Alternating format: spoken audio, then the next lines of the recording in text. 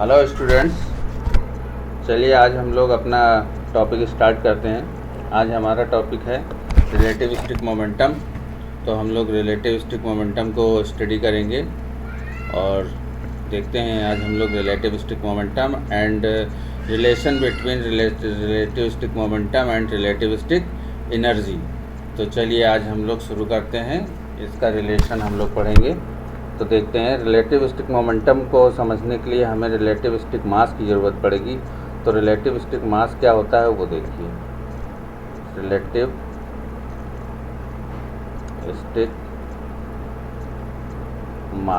Relativistic मास का formula होता है m0/√1 - v²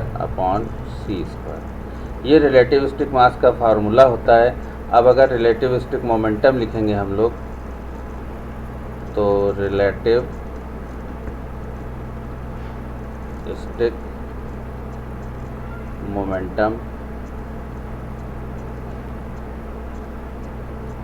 मोमेंटम लिखेंगे तो m इंटू v होता है फार्मूला। तो m की जगह हम लोग ये रखेंगे m0/√1 - v²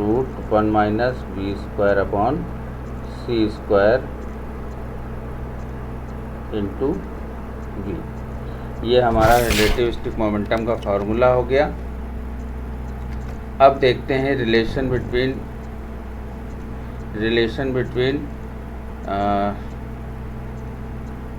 relativistic momentum and relativistic energy.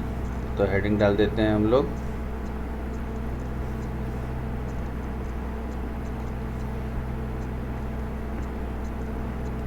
Relation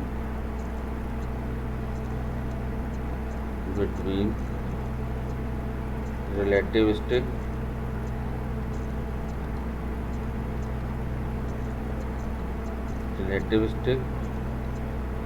momentum and energy. Relativistic momentum and energy, ये हम लोग रिलेशन को फाइंड आउट करेंगे। इसमें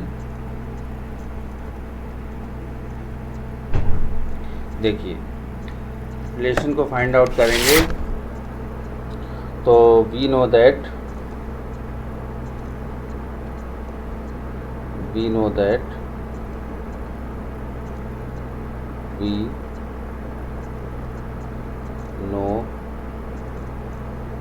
know that हम जानते हैं E = mc² होता है। अगर हम इसमें मास की वैल्यू रख देते हैं तो m0/√1 -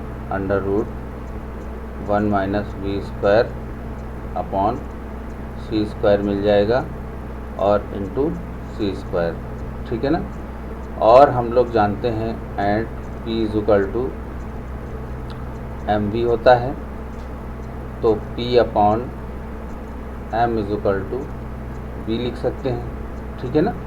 अब देखिए, ये जो रूट में लिखा हुआ है v², इसकी जगह हम लोग लिख देंगे P/m। इसकी जगह क्या लिख देंगे? इसकी जगह लिख देंगे P/m। तो इसकी जगह हम लोग लिखेंगे P/m। तो लिख देते हैं इसकी जगह। तो हमको E की वैल्यू मिल जाएगी, कितना मिल जाएगा? m0 c²/√1 - v²/c² P²/m²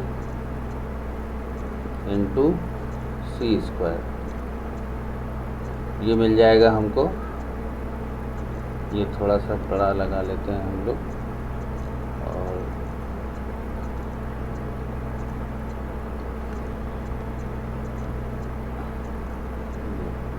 ठीक है।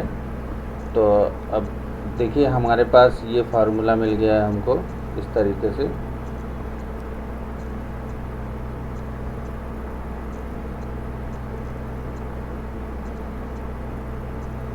ये रूट लगा हुआ है और ये अपान का साइन लगा हुआ है।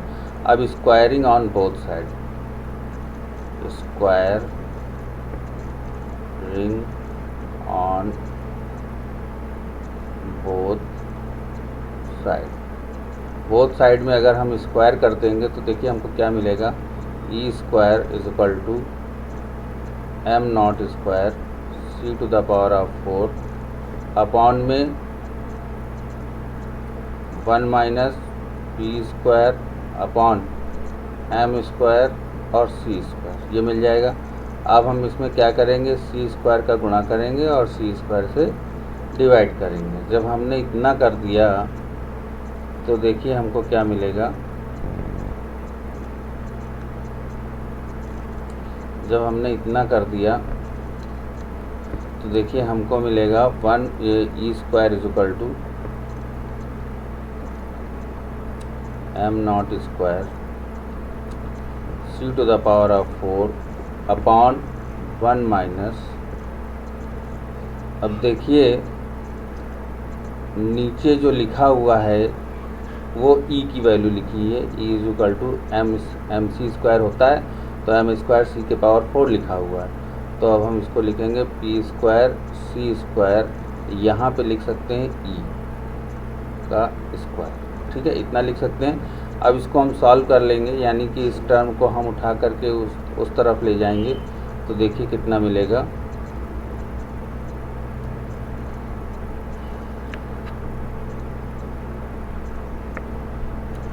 तो E square minus P square C square is equal to M not square C to the power of 4, इतना मिल जाएगा हम लोगों को।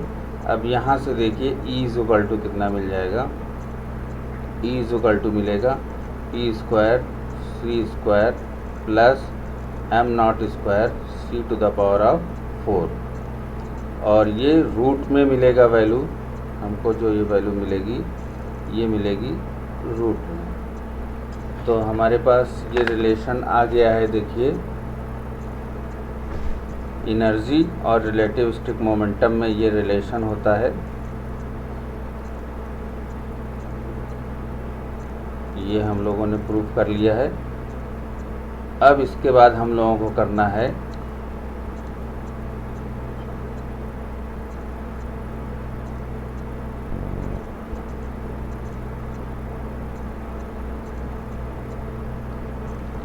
अब इसके बाद हम लोग करते हैं रिलेशन बिटवीन, हेडिंग डाल देते हैं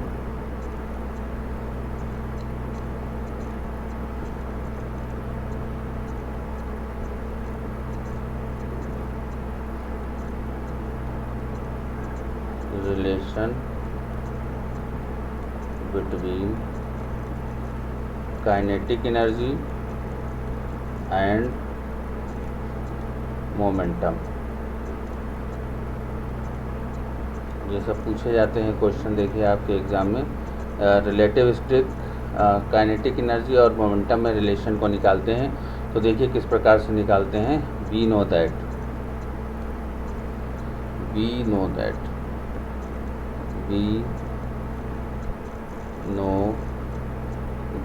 हम जानते हैं, हम क्या जानते हैं,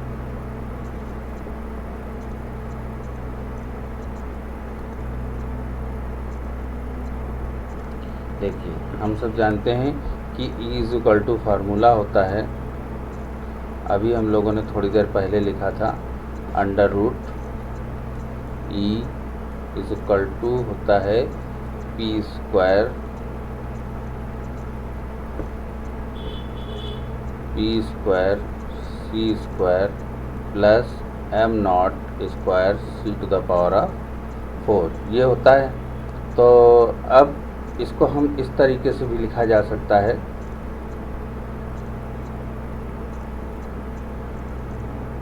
देखिए E इज इक्वल टू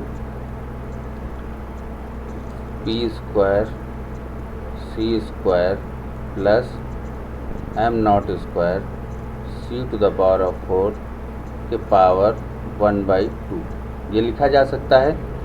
तो ये हम लोगों ने लिख लिया। अब देखिए यहाँ से हम कुछ कॉमन ले सकते हैं। कॉमन क्या ले सकते हैं, M not square C to the power of 4 common हम ले रहे हैं। तो देखिएगा E इज इक्वल टू लिखा हमने एम नॉट सी स्क्वायर। जब स्क्वायर अंडर रूट के बाहर लेंगे तो स्क्वायर हट जाएगा, तो अंदर कितना मिलेगा, अंदर मिलेगा P square C square upon M not square C to the power of 4 plus 1 to the power of 1/2। इतना मिल जाएगा हम लोगों को। अब हम लोग जानते हैं वी नो दैट, क्या जानते हैं, वी नो दैट जानते हैं, क्या जानते हैं, total energy is equal to होता है kinetic energy plus potential energy. ये फार्मूला हम लोग जानते हैं, total energy plus potential energy. तो देखिए हम लोग लिख सकते हैं टोटल एनर्जी को capital E is equal to kinetic energy को के प्लस पोटेंशियल एनर्जी को एम नॉट सी स्क्वायर लिख सकते हैं। ठीक है, अब आगे बढ़ते हैं थोड़ा सा।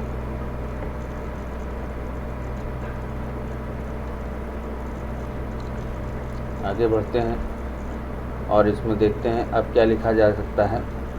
अब E is equal to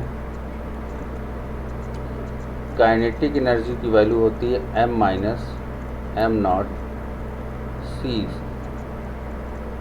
square. ये हम लोगों ने आइंस्टीन मास एनर्जी रिलेशन में जब लिखा था तब हम लोगों ने इसको वहाँ से प्रूव किया। तो अब देखिए काइनेटिक एनर्जी बराबर लिखा जा सकता है,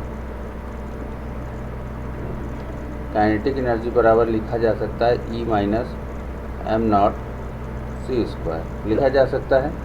तो देखिएगा kinetic energy is equal to आ जाएगा एम नॉट सी स्क्वायर, ये हम लोगों ने अभी थोड़ी देर पहले सॉल्व किया है, P square C square upon M not square C to the power of 4 plus 1। ठीक है, तो पावर 1/2 माइनस लिखा जा सकता है एम नॉट सी स्क्वायर। ठीक है, अब देखिए एम नॉट सी स्क्वायर, इसको हम लोग थोड़ा सा और सॉल्व करने की कोशिश करेंगे। तो इसको हम इस तरीके से लिखेंगे P square C square upon M not square C to the power of 4 के पावर 1/2 लिख सकते हैं, और ये एम नॉट सी स्क्वायर ये लिखा जा सकता है। अब हम क्या करेंगे कि इसमें से एम नॉट सी स्क्वायर को हम कर लेंगे कॉमन। तो बहुत अच्छी बात है, कर लेते हैं common. M not C square को हमने कर लिया कॉमन। जब कॉमन कर लिया तो हमारे पास कितना बचेगा, हमारे पास बचेगा 1 plus P square C square upon M not square C to the power of 4 to the power of 1/2 minus 1, इतना मिल जाएगा। अब देखिए इसको हम बाइनोमियल एक्सप्रेशंस लगा करके हायर ऑर्डर टर्म्स को नेगलेक्ट कर देंगे, यानी कि हमको यहाँ पे मिलेगा M not C square 1 plus 1/2 P square C square upon M not square C to the power of 4 minus 1, ये मिल जाएगा हमको। अब देखिए 1 से 1 हो गया कैंसिल, ठीक है ना, 1 से 1 हो गया कैंसिल। अब जब 1 से 1 कैंसिल हो गया तो देखिए अब हमको क्या मिलेगा, मल्टीप्लाई करा लेंगे 1/2 P square C square cut जाएगा एम नॉट सी स्क्वायर, इतना मिलेगा हमको। अब देखिए सी स्क्वायर से सी स्क्वायर कट गया तो आपको मिल जाएगा P square upon 2m not, इतना मिल जाएगा। तो ये काइनेटिक एनर्जी आई है हमारे पास। तो अगर मान लेते हैं ये रेस्ट मास है, अगर रेस्ट मास की जगह हम m लिखते हैं पी स्क्वायर अपॉन 2m, तो ये हमारे पास रिलेशन हो जाएगा। दोनों ही सही हैं, ये इसके ऊपर वाला और ये दोनों लिखे जाते हैं। ये रेस्ट मास की फॉर्म में है और ये इसकी फॉर्म में है। तो ये हो गया relation between kinetic energy and momentum. मेरा ख्याल है सभी बच्चों को ये समझ में आ गया होगा। और अब हम लोग अपने नेक्स्ट वीडियो में मिलेंगे एक नए टॉपिक के साथ। तब तक के लिए हम लोग नमस्कार।